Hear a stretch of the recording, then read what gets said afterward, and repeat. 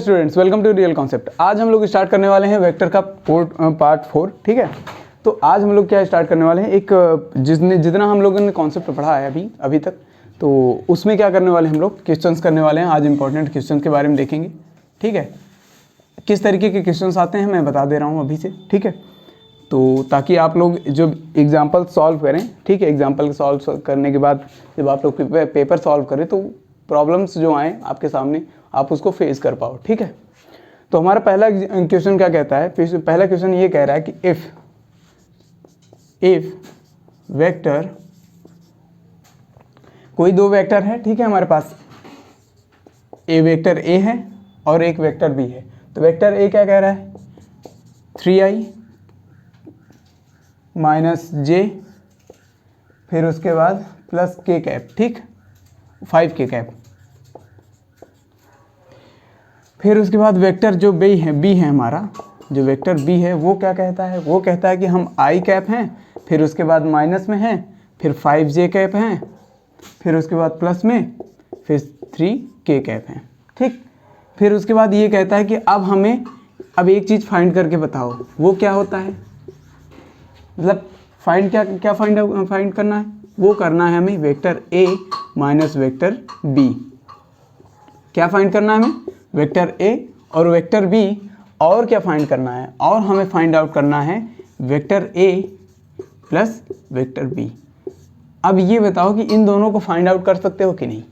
अगर ऐसा क्वेश्चन दिया है आपके पास, एक a दिया है और एक b दिया है, फिर उसके बाद a से b को घटाना है, उसके बाद a से b को जोड़ना है, तो हमारा पहला क्वेश्चन क्या कहता है, हमारा कहता है कि a में से b को घटाना है, तो a माइनस बी वेक्टर, ठीक, इज इक्वल टू, अब यहाँ हमारा क्या है, पहला है a है हमारा 3i, ठीक, माइनस जे कैप प्लस 5k कैप, ठीक, एक ब्रैकेट में, फिर माइनस, फिर एक ब्रैकेट में i cap minus 5j cap, उसके बाद प्लस 3 कैप। ठीक, अब हमारे पास ये है, अब हमें पता है कि ये माइनस है और इसको ब्रैकेट खोलने के बाद ये सारी मल्टीप्लाई हो जाएंगे अंदर, और जब मल्टीप्लाई हो जाएंगे तो हमारे पास क्या बचने वाला है, ये सारे साइन क्या हो जाएंगे, चेंज हो जाएंगे। तो ठीक है, तो करते हैं फिर, ये हो गया 3i कैप, ठीक, क्या है हमारा 3i कैप, उसके बाद माइनस जे कैप, ठीक, फिर प्लस 5k कैप, ठीक, 5k कैप। अब उसके बाद माइनस के बाद i हमारा i कैप हो गया, फिर यहाँ आ जाएगा 5j कैप, फिर उसके बाद माइनस 3k कैप। चलो ये तो हो गया। अब जोड़ना, अब इसमें क्या करना है, अब सीधे सीधे i और j वाला, i से i को जोड़ो, j से j को जोड़ो, k से k को जोड़ो। ठीक है, तो ये हो गया क्या, इसमें से 3i से 3i गया, कितना बचा 2i कैप। फिर उसके बाद अब देखना है कि ये j है और ये 5j है, यानी कि ये वाला बड़ा j है। ठीक है, अब जब बड़ा j है तो बड़ा में से छोटे वाले घटाओगे तो क्या बचेगा, ये पॉजिटिव साइन आएगा। ठीक है, ये बचेगा हमारे पास 4j, ठीक, 4j कैप। अब उसके बाद फिर हमारे पास क्या है, ये वाला बड़ा है और ये वाला छोटा है, क्योंकि यहाँ पर 5 है और यहाँ 3 है, तो क्या हो जाएगा प्लस 2, यानी कि 5 में से 3 गए 2k कैप। ठीक, ये हो गया हमारा क्या, vector a minus vector b। ये तो हो गया आंसर। ठीक, ये तो a में से b गया, चलो ये हो गया। अगर मान लो vector a plus vector b कह दिया जाए, कहा भी है, ठीक है, तो अब क्या करेंगे, फिर वही करेंगे। अब इसमें ब्रैकेट का कोई मतलब नहीं है, क्योंकि प्लस साइन रहेगा यहाँ पे, तो इसमें चेंजेस होंगे नहीं साइन में। ठीक है, तो सीधे सीधे ऐड कर दो, क्या हो जाएगा, ये 3i कैप माइनस जे कैप प्लस 5k कैप, ठीक, उसके बाद फिर प्लस i कैप, ठीक, माइनस 5j कैप, उसके बाद प्लस 3k कैप। अब इनको ऐड करोगे तो क्या हो जाएगा, हमारा हो जाएगा, ये i से i को ऐड कर दो, कितना आ गया 4i कैप, ठीक, फिर उसके बाद j को j से, फिर ये हो जाएगा हमारा माइनस 6j कैप, ठीक, फिर क्या बचेगा, ये प्लस हो जाएगा, ये 5 3 8k कैप। ठीक, ये हो गया हमारा आंसर। ठीक, इस तरीके के क्वेश्चंस आते हैं स्टूडेंट्स। ठीक है, तो अब हम बात करते हैं एक बढ़िया से कॉन्सेप्ट के बारे में, इसी के मतलब जिस पे बेस्ड हम एक क्वेश्चंस करेंगे, ठीक है। क्योंकि अब हमने बताया था एक कोप्लेनर के बारे में, ठीक है, उस पर क्वेश्चन बन चुके हैं ऑलरेडी। मैंने बताया था कि कोप्लेनर के बारे में क्या होता है बेसिकली, ठीक है। एक 3 वेक्टर के बारे में बताया था, एक 2 वेक्टर के बारे में बताया था, ठीक। तो हमारे सिलेबस में भी उतना ही है। हालांकि अब ये सारी चीज़ें हमारे सिलेबस से निकाल दी गई हैं, कोप्लेनर चीज़ें, ये सारी चीज़ें निकाल दी गई हैं। हालांकि बाद में ये हमारे पास क्या बचता है, 2-3 पॉइंट वो बचते हैं, उसी में से हमें पूछा जाएगा। लेकिन अभी कोप्लेनर के बारे में इसलिए जानना जरूरी है क्योंकि अभी निकाला गया है, कोई गारंटी नहीं कि पूछ सकता है, ठीक है। तो अब कोप्लेनर के बारे में मैंने बताया था कि एक 2 वेक्टर के बेसिस पे होता है, एक 3 वेक्टर के बेसिस होता है। अगर 2 वेक्टर की बात करते हैं तो किसी पर्टिकुलर प्लेन में, ठीक, किसी पर्टिकुलर प्लेन में हम लोग अगर रखेंगे 2 वेक्टर, किसी भी तरीके से रखेंगे, कैसे भी रखेंगे, ऐसे भी रखेंगे, ऐसे भी रखेंगे, ऐसे भी रखेंगे, तो ये हर तरीके से ये कोप्लेनर कहलाएगा, अगर 2 वेक्टर ऑलवेज कोप्लेनर, ठीक है। बट अगर 3 वेक्टर की बात करें तो 3 वेक्टर हमारा क्या होता है, 3 वेक्टर को ऐसे अगर हम रखते हैं, ठीक है, पैरेलल रखते हैं, ठीक है, पैरेलल रखते हैं इस तरीके से। अगर मान लो 3 को ऐसे पैरेलल रख दें, ठीक है, तो क्या हो जाएगा, ये एक कोप्लेनर हो जाएगा। ऐसे रख दें, ठीक है, कुछ एंगल बना के रख दें तो भी कोप्लेनर हो जाएगा। बट अगर इसमें से 90 डिग्री का एंगल अगर हम बना के रख देते हैं, ठीक, अगर हम इसमें से 90 डिग्री का एंगल बना के रख देते हैं तो केवल ये दोनों कोप्लेनर होंगे, ना कि ये वाला, ठीक है। इसमें से देखेंगे तो इस तरफ ये दोनों हो जाएंगे लेकिन ये वाला नहीं होगा, ठीक है। इस तरफ से देखेंगे तो ये दोनों हो जाएंगे लेकिन ये वाला नहीं होगा। तो 3 में प्रॉब्लम होती है। हालांकि अब क्वेश्चन कभी कभी पूछ लेता है कि अगर 3 वेक्टर आपको दे दिया गया, फिर उसके बाद उसमें से ये पूछेगा कि आपको ये कोप्लेनर होगा कि नहीं, तो उसको फाइंड आउट कैसे करना है, ये आज हम सीखने वाले हैं, ठीक है। तो हमारा क्या कहता है, तो सबसे पहला पॉइंट क्या है हमारा, पहले हेडिंग लिख दें, टू फाइंड कोप्लेनर, ठीक है, कोप्लेनर वेक्टर, कोप्लेनर वेक्टर कैसे फाइंड आउट करना है, ठीक है, कि ये कोप्लेनर वेक्टर्स हैं या नहीं, ठीक है। तो इसमें क्या कहता है, पहली बात तो हमने जब अभी बताया कि 2 वेक्टर ऑलवेज क्या होते हैं, कोप्लेनर होते हैं, लेकिन 3 वेक्टर का कोई गारंटी नहीं, ठीक है। तो आ जाओ मान लेते हैं, चलो कोई 3 वेक्टर मान लेते हैं, ठीक है, क्योंकि अब 3 वेक्टर की टेंशन है, 2 वेक्टर तो ऑलवेज होंगे, ये फिक्स है। लेकिन क्वेश्चन आपसे पूछेगा 3 वेक्टर के बारे में, ठीक है। तो 3 वेक्टर के बारे में हम आज जानते हैं। तो एक एग्जाम्पल के बेसिस पे बात करते हैं, ठीक है, क्योंकि एग्जाम्पल लेंगे तभी आपको समझ में आएगा अच्छे तरीके से, ठीक है। एग्जाम्पल क्या कह रहा है कि प्रूव दैट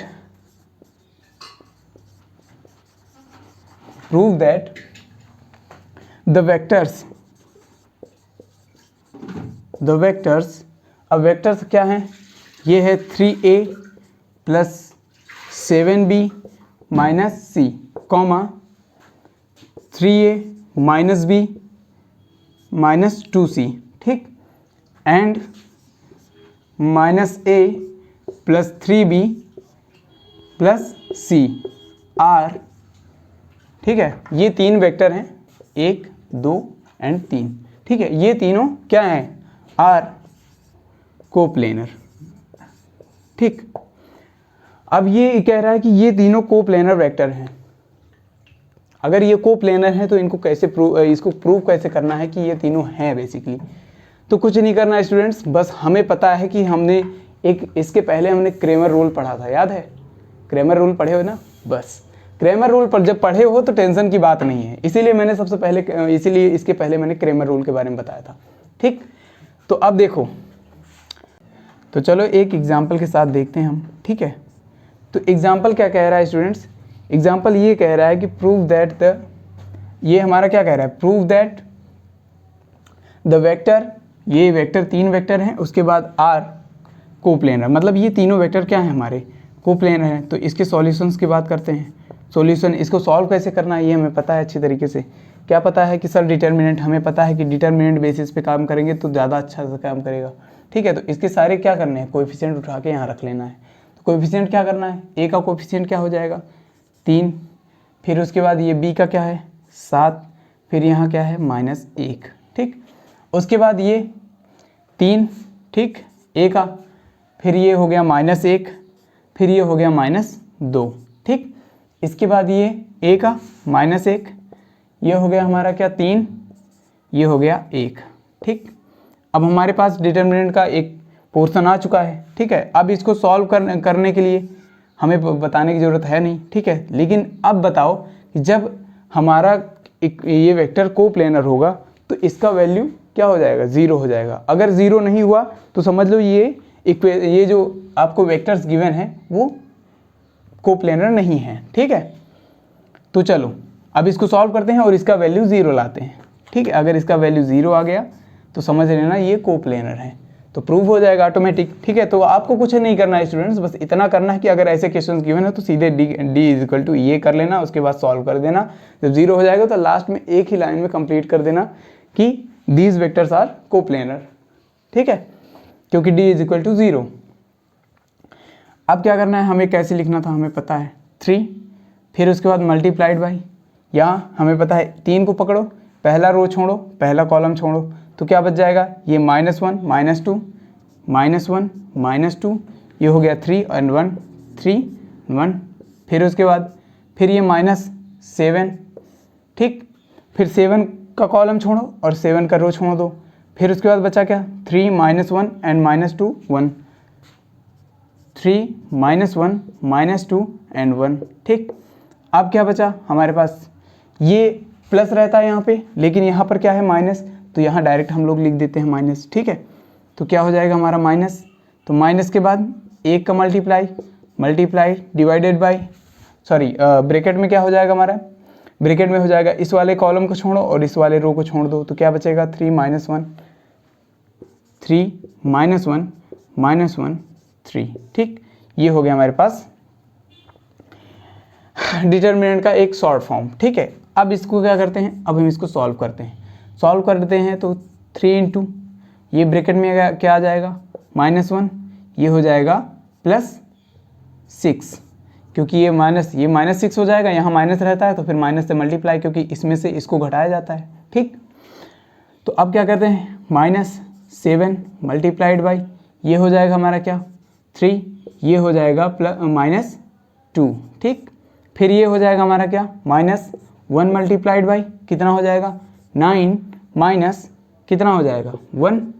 ठीक, अब जब हमें पता है कि इतना हो गया तो ये हो गया हमारा क्या, इसमें से ये गया, ये बचा हमारा क्या 15। ठीक, ये हमारा गया 15, वो भी प्लस में। ठीक है, फिर उसके बाद ये कितना है, इसमें से ये गया 1 बचा, ये हो गया हमारा -7, फिर ये हो गया -8। ठीक, तो अब ये बताओ स्टूडेंट्स, क्या ये 15 - 15 इज इक्वल टू 0 नहीं आ गया। जब 0 आ गया तो हमें क्या पता है, हमें पता है कि हैंस, यहाँ लिख सकते हैं हम लोग एग्जाम के बेसिस पे लिख सकते हैं कि hence d is equal to 0 so that these vectors are coplanar. ठीक, ये हो गया हमारा आंसर। ठीक, हेंस प्रूव्ड। तो हमें पता है कि अब इस एग्जाम्पल के बेसिस पे आपको समझ में आ गया होगा कि किस तरीके से हम इसको सॉल्व करते हैं और कैसे ये सारे कोप्लेनर को हम बताते हैं कि ये कोप्लेनर है या नहीं है। अब इस पे एक क्वेश्चन और लेके देखते हैं कि इसमें क्या है बेसिकली। ठीक है, तो और भी अच्छा फील होगा आपको, और भी अच्छे तरीके से आप फील करना। कोई दिक्कत हो स्टूडेंट्स, आप लोग बढ़िया से बता सकते हैं, हमें कोई दिक्कत नहीं है, बेझिझक बोलना। ठीक, आप आराम से कर सकते हो सारे काम। ठीक है, और जितने भी क्वेश्चंस आपसे बनते हैं आप बना डालो। ठीक, तो अब हमें एक क्वेश्चन और ले रहे हैं इस पर। ठीक है, क्वेश्चन हमारा क्या कह रहा है उस पर बात करते हैं। क्वेश्चन कह रहा है इफ़ वेक्टर्स, क्या कह रहा है, इफ़ वेक्टर्स, यानी कि ये भी वेक्टर्स के ही बात कर रहा है। वो वेक्टर क्या है हमारा 2i कैप -4j कैप। ठीक, फिर हो गया हमारा plus k cap plus 5k cap, plus 5k cap. ठीक, अब प्लस 5k कैप, फिर उसके बाद कॉमा, फिर हमारा क्या है -i cap minus lambda j cap. ठीक, उसके बाद प्लस के कैप, ठीक। फिर उसके बाद एक तीसरा हमारे पास वेक्टर है, वो है 3i कैप। उसके बाद हमारा है +2j कैप। फिर उसके बाद है हमारा -5k कैप, ठीक। अब ये कह रहा है कि ये 3 आपके पास वेक्टर गिवन है। फिर कह रहा है आर, मतलब दीज वेक्टर्स आर कोप्लेनर, क्या है, कोप्लेनर हैं। Then find value of lambda, ठीक। अब हमें लैम्डा का वैल्यू फाइंड आउट करना है। लैम्डा कुछ यहाँ पर है, ठीक है। तो चलो, अब हमें पता है कैसे सॉल्व करना है, ठीक। लगा दो क्रैमर रूल। हालांकि क्रैमर ने रूल दिया था, लेकिन यहाँ क्रैमर रूल नाम नहीं देंगे, ठीक है। तो चलो स्टार्टिंग में इसको क्या करते हैं, अरेंज करते हैं। इसको डिटर्मिनेंट में अरेंज करिए। ये हो गया हमारा 2, फिर हो गया -4, ये हो गया 5। हमें पता है कि अगर d = 0 हो जाता है तब जाके हमारा क्या हो जाएगा, ये सारे वैल्यू कोप्लेनर हो जाएंगे, ये मतलब ये वेक्टर्स, ठीक है। तो सेकेंड की बात करते हैं। ये हो गया हमारा 1, फिर उसके बाद -λ, फिर उसके बाद हमारा 1 हो जाता है। फिर यहाँ क्या है 3, फिर 2, फिर उसके बाद -5। चलो, अब हमें ये पता हो गया है। तो अब क्या करना है, अब हमें 2 मल्टीप्लाइड बाई, अब हम सोच रहे हैं इसको डायरेक्ट करने की, क्योंकि अब लिखने में बहुत टाइम जा रहा है, ठीक है। तो एक काम करते हैं, डायरेक्ट करते हैं। तो डायरेक्ट करने में हमें पता है क्या करना होगा, इनका मल्टीप्लाई कर दूँ तो ये हो जाएगा क्या 5λ, ठीक।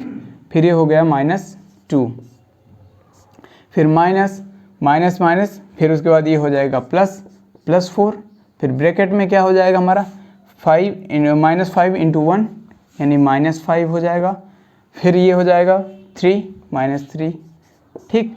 फिर उसके बाद +5, ब्रैकेट में क्या है हमारा, इस वाले कॉलम, इस वाले रो को छोड़ो तो क्या बचेगा 2, और फिर उसके बाद 2, फिर उसके बाद ये हो जाएगा +3λ, ठीक, = 0।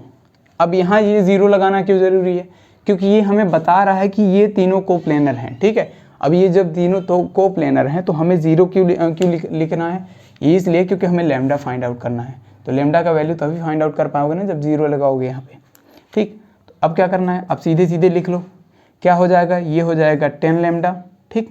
फिर उसके बाद -4, फिर उसके बाद ये हो जाएगा -20, नहीं ये हो जाएगा 8, ये हो गया 32, ठीक, -32। अब ये हो गया हमारा क्या प्लस, ये हो गया 10, ठीक। अब ये हो गया फिर +15λ = 0।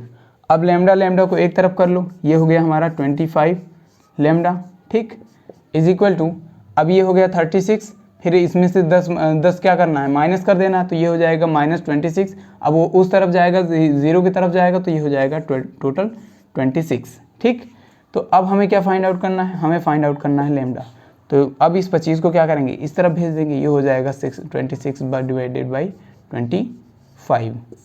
ये हो गया हमारा स्टूडेंट्स आंसर, ठीक। चलो, ये तो हो गए हमारे आंसर्स। तो स्टूडेंट्स इसी टाइप के क्वेश्चंस आते हैं, ठीक है।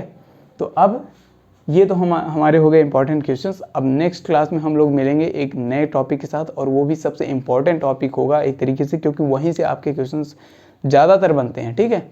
तो चलिए मिलते हैं नेक्स्ट क्लास में। Thank you very much and take care.